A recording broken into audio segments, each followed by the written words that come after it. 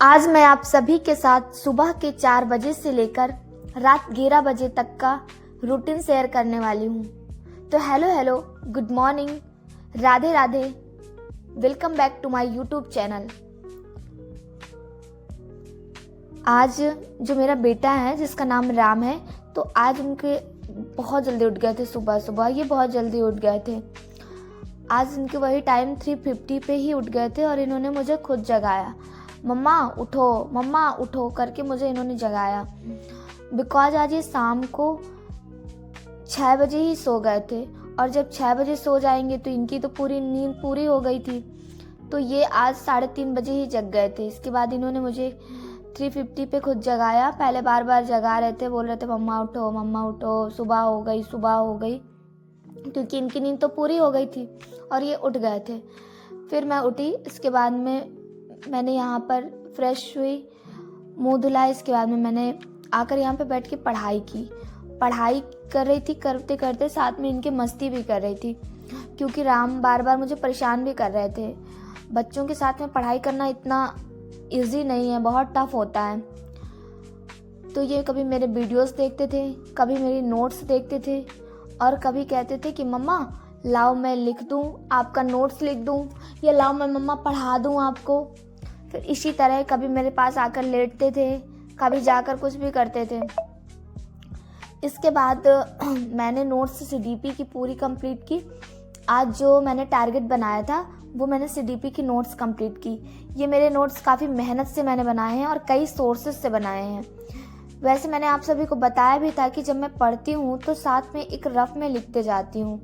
जो समझ नहीं आता या न्यू होता है नोट्स में तुरंत नोट डाउन कर लेती हूँ। यहाँ मैंने आज 3 आवर्स की पढ़ाई कंप्लीट की और फिर किचन में गई। आज मैं ब्रेकफास्ट में राम के लिए और अपने लिए फ्रूट्स ले जाने वाली हूँ, और लंच के लिए जब हम दोपहर में भोजन करते हैं, लंच के लिए मैं आज फ्राई राइस टिफ़िन में बना के ले जाने वाली हूँ। आज मैंने हल्का ही बनाया था, क्योंकि मेरे स्कूल में जो बच्चों के एग्ज़ाम्स है वो चल रहे हैं और राम का भी एग्ज़ाम है।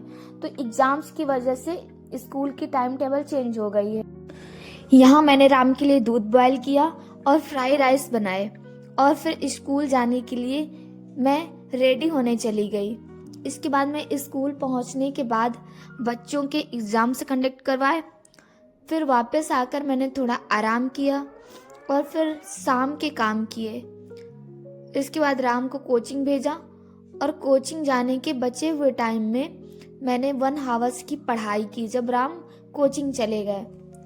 इसके बाद राम आ गए थे, फिर इनको खाना वाना खिलाया, साथ में फिर हम दोनों ने पढ़ाई की। ये नर्सरी में पढ़ते हैं अभी, और इनको होमवर्क मिला था, वही ये कर रहे थे और मैं भी अपनी पढ़ाई कर रही हूँ। इसके बाद हमने राम के साथ थोड़ी देर मस्ती की, थोड़ा देर खेला आपस में, राम से बातें की बैठ करके। बातें करने के बाद फिर मैंने राम को सुलाया।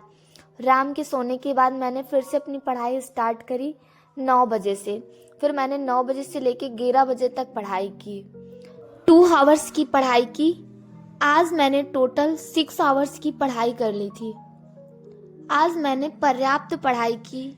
ऐसा मुझे लगता है कि मैंने अपने हिसाब से आज पर्याप्त पढ़ाई की।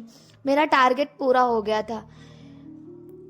जो भी मैंने टारगेट बनाया था वो मेरा पूरा टारगेट कंप्लीट हो गया था। क्योंकि कल की छुट्टी है, कल गुरु नानक जी की जयंती है, इसलिए जल्दी जगने की टेंशन नहीं थी। मेरा टाइम टेबल रोज डेली बनता है।